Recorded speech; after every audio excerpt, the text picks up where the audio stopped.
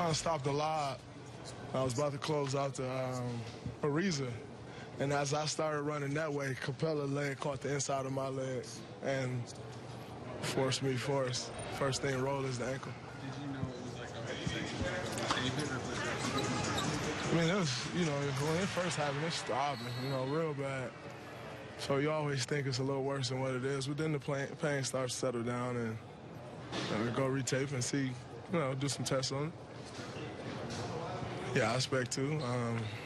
Barring no setback, which you never know. But just ice, get treatment, and she's ready to go. Draymond, with the schedule you guys have this week and with the intensity of tonight's game, does it kind of start the playoff mode and the mentality that you guys have to have? Absolutely. I think this comes at a great time for us. We got 8-9 games left. Start, playing great teams like we are with, Houston tonight, San Antonio tomorrow, then Houston, Washington. That's a great tune-up for the playoffs, and just the type of intensity that it takes, the type of focus that it takes in order to win games like that. So I think it's great for us to come, like I said, it comes at a great time. And we got to, accept the challenge. Specifically with the Spurs, how much to you does it matter that you guys get a W before the end of the regular season against them?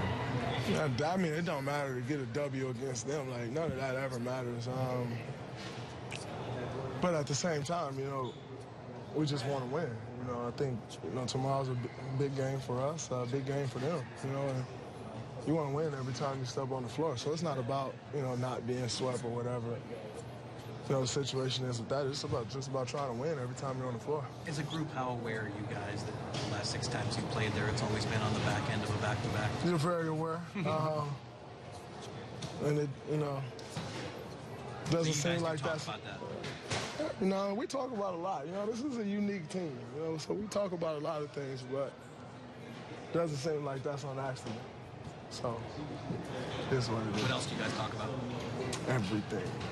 We talk about good teams around the league, bad teams around the league, good players, bad players, investments, charity. We talk about everything.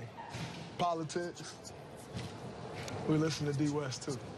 Draymond, what do you mean by it's not on accident? It's just not on accident. That just don't happen. So, I don't know. But try to go in there and try to get a win. Everybody plays back-to-backs in the NBA. And then also you got to look at the TV schedule. That's always a primetime game. So, that happens also, when you look at that from that perspective. But Thursday night's a primetime game, too, so why couldn't we have that one? Get a little day break, but it happens, Nobody's complaining, making excuses. Just got to go in there and try to win. If our focus level is where it needs to be fine. You guys...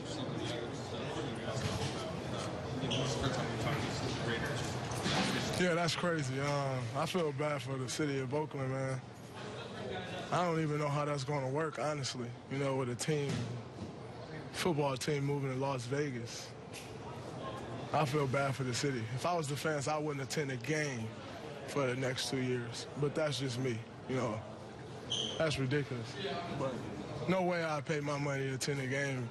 And you leave one of the most, that's like moving the Dallas Cowboys or like moving the Packers, like moving the Raiders. You can move a lot of teams. Ain't many fan bases like the Raiders fan base. So, it's like moving Boston Celtics from Boston, or the Lakers from LA. Like, you just don't move certain franchises with the fan base that they have. So, it's one thing if you're moving them from Oakland to Fremont or something, but to Las Vegas, I wouldn't attend a game. So I won't attend a game. And I'm not a diehard Raiders fan, but I do support the city of Oakland. So it ain't for me. And I feel like all fans should feel that way. You just don't do that. Come on, man. That's ridiculous. What does Dr. Green think of the way Durant's coming along? Oh, man, I think he's coming along amazing. I saw him working out earlier. I got excited. So, he looks like he's coming along. Obviously, spirits are high and starting to move a lot better, starting to jump better. So it's great to see. Do you guys ask him how he's doing, or do you leave? No, you just leave it alone. You know, you start asking how you're doing, all of a sudden he's like, oh, I'm good. Like, I need to get back. You don't really ask that question. I think you just leave him alone, let him go at his own pace. You know, get back when the time is right.